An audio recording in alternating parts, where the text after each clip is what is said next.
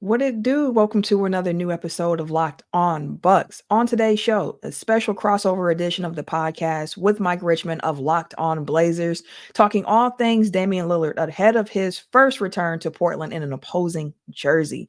We discuss Dame, his fit in Milwaukee so far, and what the Blazers have been cooking up so far in this young season in their first without a franchise cornerstone. All that and more coming up on today's episode of Locked On Bucks. You are Locked On Bucks, your daily Milwaukee Bucks podcast, part of the Locked On Podcast Network, your team every day.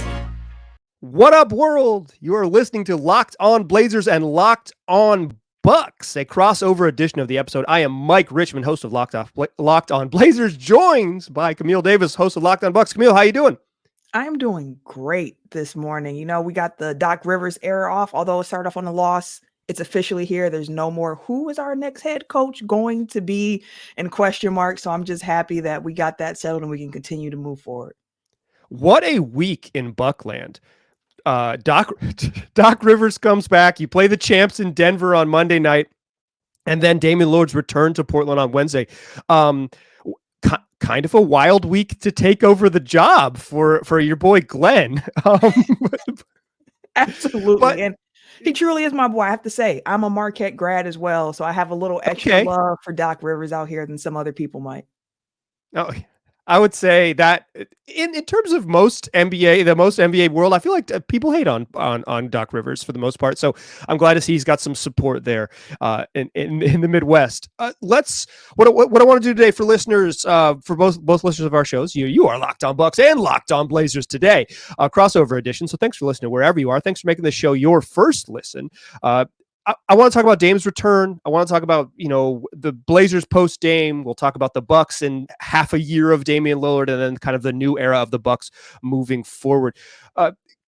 Camille, I know Dame has talked about this. What do you think it'll mean to him? And then I'll share my thoughts to return to Portland on Wednesday evening. I think it's going to be big. Like, we had the Trailblazers come into Milwaukee, and it was, of course, a story about, hey, it's the first time that Damian Lillard is playing against the Portland Trailblazers.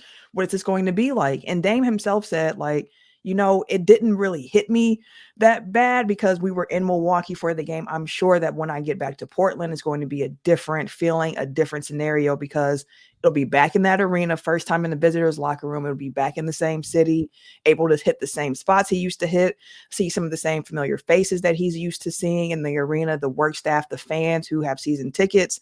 And he mentioned that when he was coming to Milwaukee, like his first game here in Milwaukee against the 76ers, where he was like, it was kind of weird because I came out on the court and I didn't know anybody, and I'm not used to being in that position where I don't know the people who are working. I don't know some of the fans who I see often.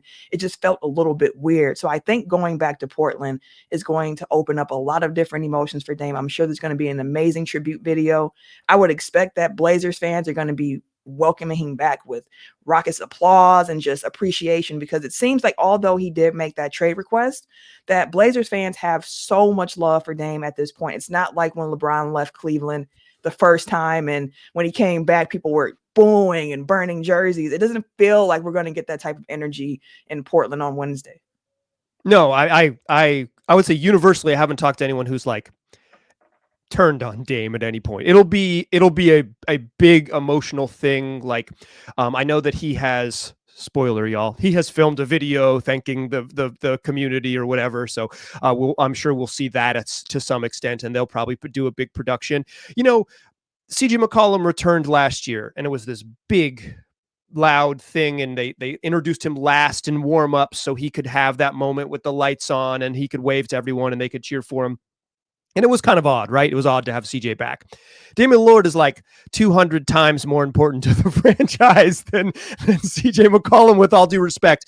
It's going to be strange. It's going to be loud, and it's going to be, and he's going to get all the love. And I love that you mentioned all the people who work in the arena. That's what makes Dame special, right? Is that he knows the ushers and he knows the security, and he forms relationships with people like that. Just in 11 years here, it was like, yeah, I see them every day, and we come out and I say hello and all these things. That'll be meaningful to him. I think it'll be like, it's obviously going to be emotional. The word I keep coming back to is strange. I think it's going to be so strange to have for fans to watch Dame wear what I was going to say, wear green, but they might wear white. Who knows what color jerseys anyone will wear in the NBA now? So they might, some color Bucks jersey, like it'll be odd to see him just in that. It'll be odd to see him, if he has like 28-9 or whatever, it'll be odd to see him just like beat down a Blazers team and like that. I think, this is unique, right? This is probably, for most folks that are, under 40, this is the best Blazer that they really saw, because they were kids, like during the Clyde Drexler era. Dame is at worst, in my opinion, the second best Blazer of all time. This is a true legend coming back on good terms. Do you think in that first Milwaukee game he was pressing a little bit? I felt like my perception of it was that he was like, I gotta beat the Blazers, and he didn't play very well early against Portland. Do you think, was that your perception of that game too? Oh boy, that game was a roller coaster because the Bucks were down by 26 at some point in that game and had a crazy comeback to win it. And that was during a time frame with Adrian Griffin as our head coach, where Bucks fans were trying to figure out, like, okay, is this coaching? Is this scheme? Is this players? Like, at that time, it was a lot of questions about what was making up the mix of what we were seeing as Milwaukee Bucks basketball. And in that game, it did feel like Dame was missing a lot more shots than what we were used to. But then also, I should mention this because I've heard from some Blazers fans, and I would love to hear your opinion on this as well, because Bucks fans have been surprised at the slow start to the season that Dame got off to. He also had a slower start into the month of January, but that's picked up a little bit as we've continued to go on. And I know that historically, from what I've heard from Blazers fans, is that he's a slow starter to the season. He doesn't tend to do much working out over the summer, 5-on-5 work at least. And then his first time is normally in training camp. And then this particular summer, with the trade request, he didn't even have a lot of that time to get into the gym to work on that 5v5 game. So things were coming a little bit slower. You mix that in with some of the off-court things that Dame has been dealing with, not only moving from Portland to Milwaukee, but some family things going on as well. So there's been a lot on Dame's shoulder. And I can imagine that the first time he did go up against a Trailblazers jersey, that he was, I want to do so. I want to make this memorable. But it took a while for us to get there. I believe he was like 7 of 21 from the field in that game in particular. But the Bucks got a win in a very thrilling fashion that was unexpected against the Portland Trailblazers team that many at that time were like, should they be beating the Bucks by this much? Exactly. And it works from there for them. Yeah, exactly. And it's like these Blazers are supposed to be like rebuilding in this weird area. So it was strange in that sense. But I don't know what to expect when he heads to Portland tomorrow. I'm hoping that it's a game that can help continue to spark that good ball from Dame, because it has been some uneven performances so far throughout the season. And again, I understand a lot of what's going on with him in that. And I have heard, like I mentioned, that he's a slow starter. Yeah, typically the Blazers are like sort of that post LaMarcus Dame, it's Dame's team type of era with the Blazers. His like, third through eighth seasons, like they would just kind of limp out of the gates a little bit, and then right now, like that mid-January to the All-Star break and beyond, Dame would turn it on and be like, oh yeah, he's gonna make an All-NBA team. Like he missed the All-Star game one year and then made it was third team All-NBA. It was like, oh yeah, he's really good. And he would typically turn it on. It is, I think we should talk more about what Dame has been like with the Bucks in the second segment, but I want to say this. It wouldn't surprise me if Dame hits like a 35-footer on Wednesday night to begin the game, if he's just like, haha, I'm back, and he hits a third. But it also wouldn't surprise me if he goes like 6 of 18 and just like has like a game where he's pressing, or a game where it does, or a game where he's deferring to Giannis and deferring to Chris, like, and it's like, hey, you guys go because we're good. We should win the game. That's what matters. But it wouldn't, like, if he were to have 44, it wouldn't surprise me. And if he were to have 17, it wouldn't surprise me. Like, I think both ends of the polls are definitely there for him. You mentioned sort of the up and down play and the slow start for Dame. Let's talk about what he's been like in his first half season in Milwaukee. I have some thoughts, and I would love to hear yours as well. That's what we'll do in the second segment. Our partners at eBay Motors have teamed up with Locked On Fantasy Basketball host Josh Lloyd to bring you some of the best fantasy picks of each and every single week, all season long. And trust me when I tell you that Josh knows what he's talking about. All right. He's an all-star here on Locked On. So whether you're preparing for a daily draft or you're scouting the waiver wire, every week we're going to provide you with players that are guaranteed to fit on your roster. So let's see who Josh has picked out for us on this week's eBay's Guaranteed Fit Fantasy Picks of the Week. Brandon Miller. Now, that is a young guy who, when he was drafted, there were questions about his fit, where he was selected. But Brandon Miller should continue to see a big uptick in usage now that Terry Rozier has been shipped out to the Miami Heat, and that makes him a must roster player in fantasy. Josh Lloyd from Locked On Fantasy Basketball is going to help you win your fantasy championship, and eBay Motors knows the championship team is all about each player being a perfect fit.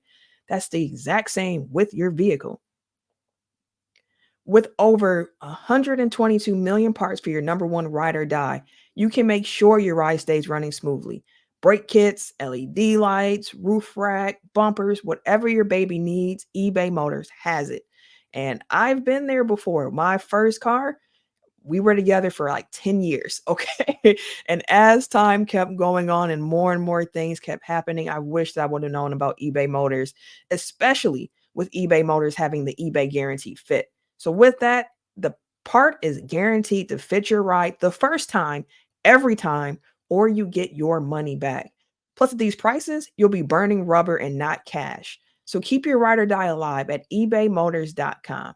eBay Guaranteed Fit, only available to U.S. customers. Eligible items only, and exclusions do apply. All right, just still Locked On Blazers and Locked On Bucks. Mike Richman here chatting with Camille Davis. We're talking Blazers and Bucks and Damian Lillard. Dame has been, as you said, up and down. I want to say this. He is an all-star this year, an all-star starter, thanks to the good people of, probably Athens, right?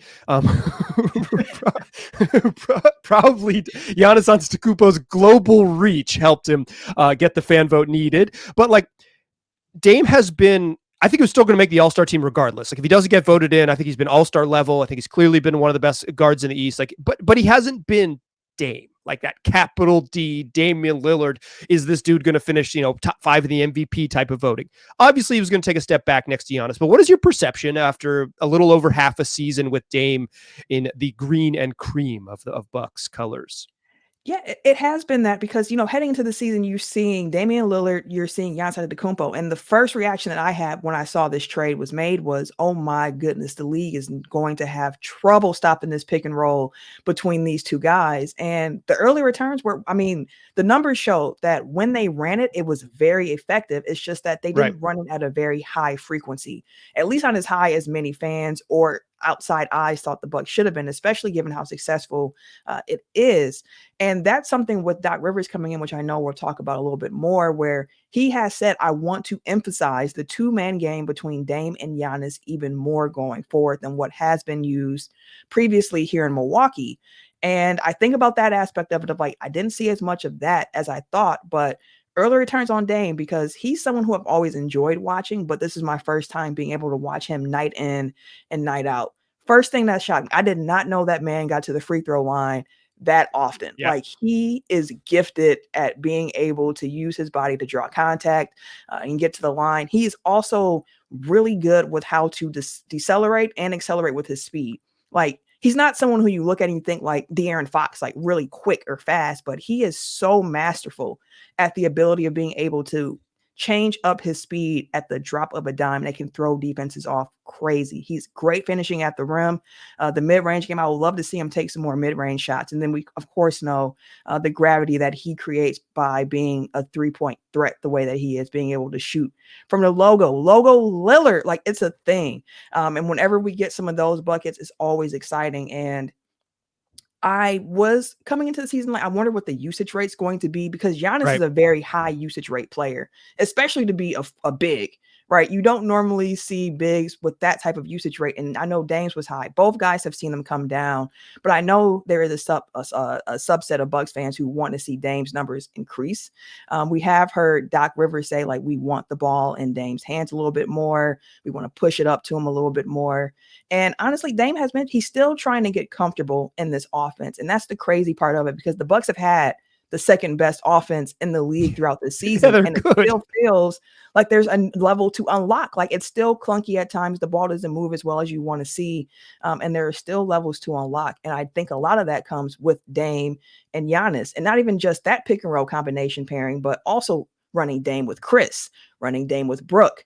And we saw that a bit last night against Denver with Dame and Brooke two-man actions that were leading to a lot of good looks for Brooke Lopez as well. So there's still a lot more, I think, to uncover when it comes to unlocking Dame in Milwaukee. But early returns have shown, to me at the very least, this is why you make this trade. Because I'm not sure if other fans know this, but I mean, when you look at the Bucks and the championship run and the Bucks in the playoffs the last 5 years under Bud, the offense always came to a grinding halt. Like, that was the part of the game for the Bucks where it's like, okay, we know we can get the stops, but can we get enough buckets to win this game? You throw in somebody like Dame, who in a half court, he's a threat to always score the ball. And we've seen games this season where you're like, this is why you make this trade. Yeah, I think, like, the usage stuff I want to talk about, like how they utilize him. I don't really think, like, the just like raw, like how much, time of possession and usage rate.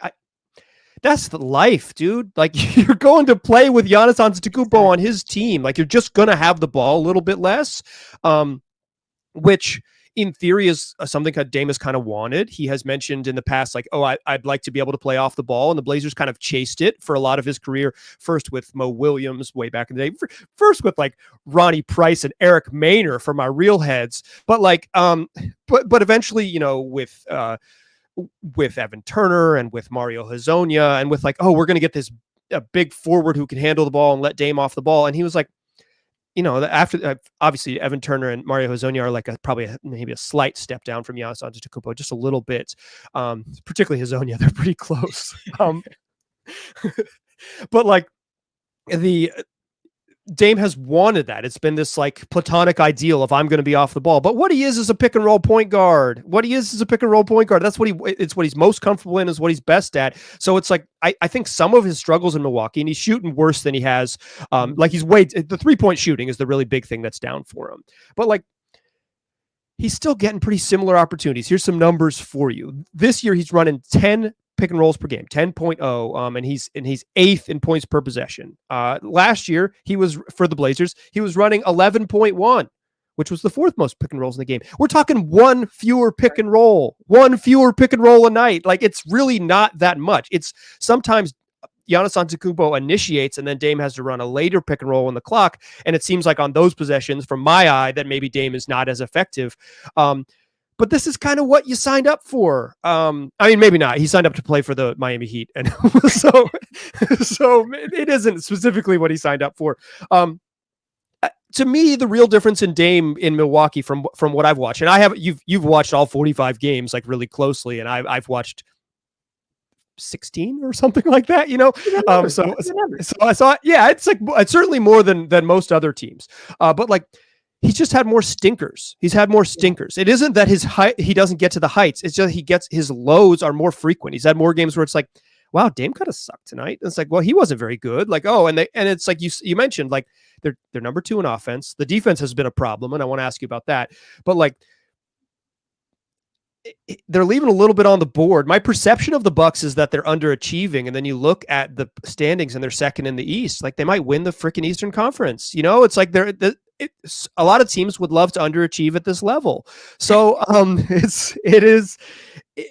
it's interesting with me. I feel like it's mostly the difference in Dame this year is like a little bit less on ball action. The time of possession is down, and the usage rate is down, but it's mostly just more stinkers, more bad nights. Do you think he struggled without being like the guy, capital T, capital G? Do you think that's been an adjustment for him? I think that absolutely has been an adjustment. I think anybody who says it's not is not being completely honest. Like whenever you are combining superstars on the same team, there is going to be some give and take and there's going to be an adjustment period. And you mentioned the fact that the Bucks have been able to be second in the East, but that still got their head coach fired. Right. It wasn't the result that they're looking at alone and saying, like, hey, this isn't good enough. We expect you to be first in the East. And that's why we're firing Adrian Griffin. It was more so, hey, we're looking at how you're getting to some of these wins and the process isn't necessarily leading to the results.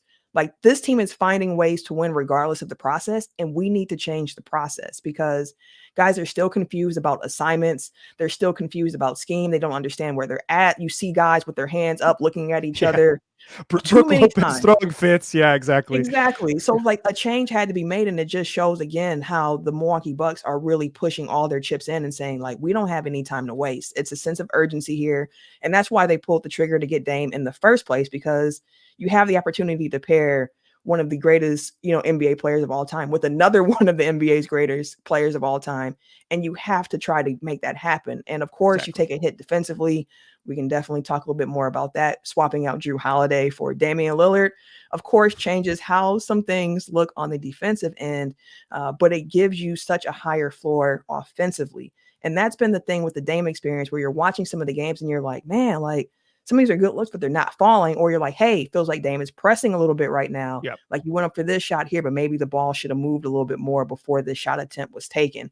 So there is still some learning, and adding in the fact there's another head coach in place now. So now you're learning again on the fly. Luckily, the Bucks are a veteran team. So some of those transitions from Griff to Prunty to now Doc shouldn't be as difficult because it's a veteran group. They're smart. They can call some things on their own and they can have that communication level where there's not the need for as much teaching. But you also don't want to overdo it and give these guys too much to think about changing systems. And now they're thinking instead of playing and naturally like letting the game flow a bit. So I think there is definitely still room for Dame to improve. Like we mentioned, something needs to be changed. And I think that's part of the coaching change. Like we need to unlock Dame a little bit better here in Milwaukee as well. Yeah, I think some of it is like, at least it feels like there's times when it's like, okay, we got Dame to win when the game's on the line. Dame, final 3 minutes, do your thing, dog, do your thing. And they've been great in clutch situations, and he has had some big moments. He was tapping his wrists, a couple weeks ago, 10 days ago, maybe. Like he's had those moments, but the balance is not like, okay, final 3 minutes, it's Damian Lillard, it's time to spam Damian Lillard pick and rolls. Like the most clutch thing you can do is avoid clutch situations. That is the key. And the Bucks, the best version of the Bucks smokes teams. They run teams off the floor. They do not play close games. They do not have those weird, like, okay, how do you unlock Giannis in the half court? The best version of the Bucks never asks that question until May. And I think that's why you change coaches. May and June are a whole different thing, and we'll talk about that. But like, let's discuss what can Doc Rivers do? What's the era of this new era of the Bucks going to be? And if you have some Blazers questions in the post Dame era, I'd love to answer those too. That's what we'll do to close the show. Join us in that third segment, won't you? At the start of the new year, every business owner is asking themselves the same question. What is the one move I can make that'll take my business to the next level in 2024? LinkedIn Jobs knows that your success all depends on the team you surround yourself with. And that's why LinkedIn Jobs has created the tools to help you find the right professionals for your team faster and for free. LinkedIn isn't just another job board. LinkedIn has a vast network of more than 1 billion professionals, which makes it the best place to hire. Hiring is easy when you have that many quality candidates. So easy, in fact, that 86% of small businesses get a qualified candidate within 24 hours. It's why small businesses rate LinkedIn Jobs #1 in delivering quality hires versus leading competitors. LinkedIn also knows that small businesses are wearing so many hats and might not have the time or the resources to hire. So thankfully with LinkedIn, the process is intuitive, quick, and easy. Post your job for free at linkedin.com/lockedonnba. That's linkedin.com/lockedonnba to post your job for free. Terms and conditions apply. What up, world? Still past first point guard, still Mike Richman, still chatting here with Camille Davis, a Locked On Bucks. You're one game in, Camille. You're one game in. You've got 48 minutes of the Doc era, so you've got a lot to discuss, a lot to unpack. What are your perceptions of not even just like using the Denver game, which they lost, but like, what are your perceptions of what Doc's going to mean to this team? I think what Doc means, first and foremost, it's a voice that the locker room is going to respect. Doc comes in and he commands a lot of respect. He has experience of working with stars as well. Now, GM John Horst for the Bucks, he did push back on the notion that Adrian Griffin lost the locker room, as some reports have been coming out and saying he pushed back, saying that is not true. He did not lose the locker room. Anything he never that had happened, it. right? Anything that happened in the Bucks locker room is stuff that you would see in any other NBA locker room. It happens. Guys were frustrated, but he did not lose the locker room, and that was something that he emphasized. But when you bring in Doc Rivers is somebody who, like I mentioned, has a voice. He has that aura about him because he's won a championship. He's coached high profile teams, and there's nothing new that you can throw at Doc at this point. This is his 25th season coaching now with the Milwaukee Bucks. He's seen it all. He's done it all. He's been able to deal with it all. And he's a voice that can go to Dame or go to Giannis or go to Chris, go to Brooke and say, hey, I need you to stop doing this and do this instead, or whatever the correction might be, or the suggestion. He can make that, and that voice is going to carry a lot of weight. In addition to that, I made a joke and I said, if you would have told me back in May that the coach that's going to be leading the Bucks into the playoffs is going to be Doc Rivers, I would have been upset and said, we have Doc Rivers at home with Mike Budenholzer. What are we doing? But when you see what Adrian Griffin did and tried to establish, and you see that sometimes we can take for granted coaches that establish a floor and a culture, and it's like, hey, this is the scheme. This is what we're going to do. And it's very simple. Like, players understanding their role and what they're trying to do is something that we don't tend to think about as much. I don't think as people watching outside, like, hey, you assume that that's already happening. And then we see with Adrian Griffin, there were still questions halfway through the season about what we're doing. What is our identity? And Doc has said, we need to find that. And that's somebody who I trust to do that with this team. Now, I know all the 3-1 leads that have been blown, so on and so forth, the playoff questions, but at the very least, Doc is going to come in and establish a floor for this team to play in. He's going to simplify things he mentioned while adding in some of his own things. And he's mentioned, again, 2-man game between Damon and Giannis he wants to unlock. And that doesn't even mean just straight pick and rolls. It can be dribble handoffs, just more actions between those two guys. And also 3-man actions, including Dame, Giannis, and Chris, and just trying to find more ways to get them involved. Like, that's going to be a big focal point of this offense, is going to be running it through Dame and Giannis. And they've been using shoot arounds to do that. And one thing I'm happy about with the schedule, the Bucks are on a 5-game road trip here. Portland's the second stop. But after this Wednesday game in Portland, the Bucks don't play again until Saturday. So they will have a few games here to really nail down some of the things that Doc wants to do, try to catch up on terminology, and just get time to work and learn with each other. So I think with Doc, as I mentioned, like, we understand the Bucks have a sense of urgency. They want championships. And I think Doc gives them a better opportunity to do that than what Adrian Griffin was able to do. And that's no knock on Griff. Being a first-time head coach, walking into a job with that type of expectation is very difficult. Very, very difficult. And part of why I was nervous for Darvin Ham going to LA initially, where I'm like, hey, that's a tough job to walk into for a first-time head coach. So I think that's what Doc brings. And I would love to hear from you with the Blazers, because you trade away Dame, a franchise cornerstone, as you argue, arguably the greatest Blazer in history, arguably. Right. Yeah.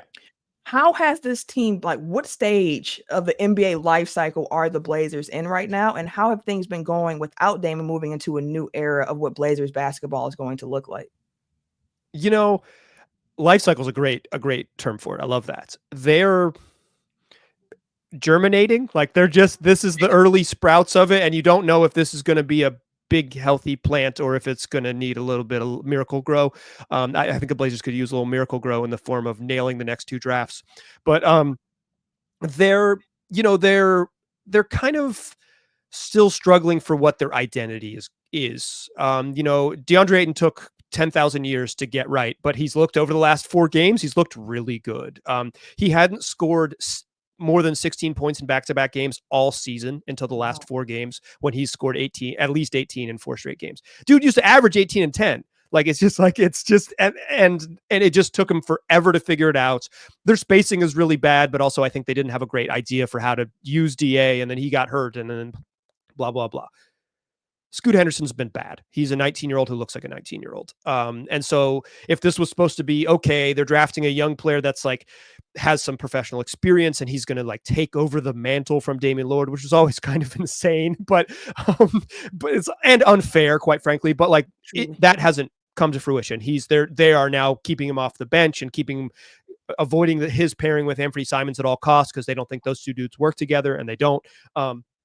So like, they don't have that clear identity. I think Anthony Simons has been pretty good on offense, but he, to my eyes, has not stepped into that role where you're like, yeah, this dude could lead a really good offense in the league.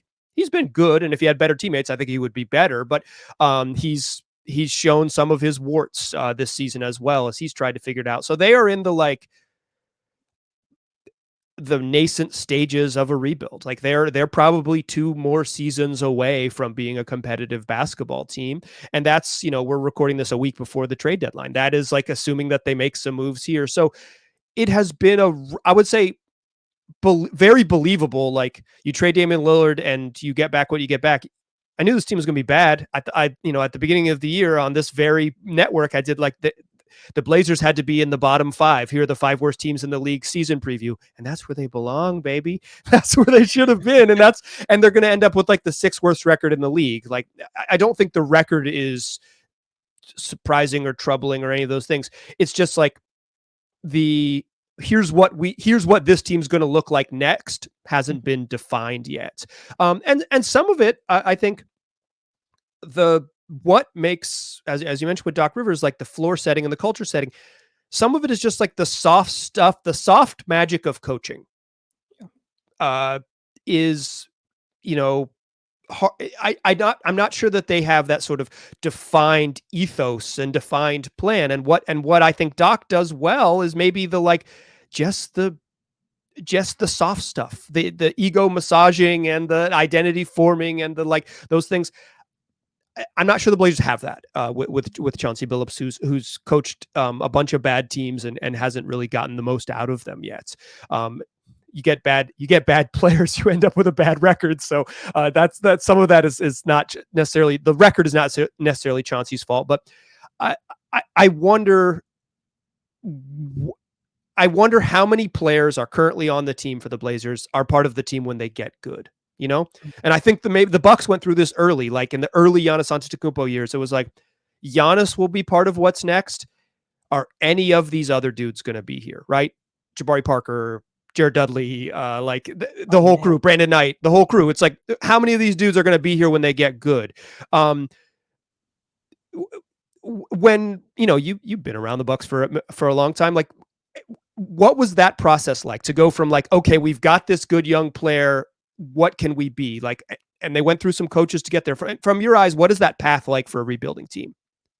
It's not linear. It's not straight. It's a lot of ups and downs, and where you're thinking someone's going to be the guy, things can flip very quickly. Because I remember the Jabari Parker draft and how excited Milwaukee was to get him, and thinking like, wow, we finally got our Batman, and Giannis can be the Robin to Jabari Parker's Batman, which now sounds like, wait, what?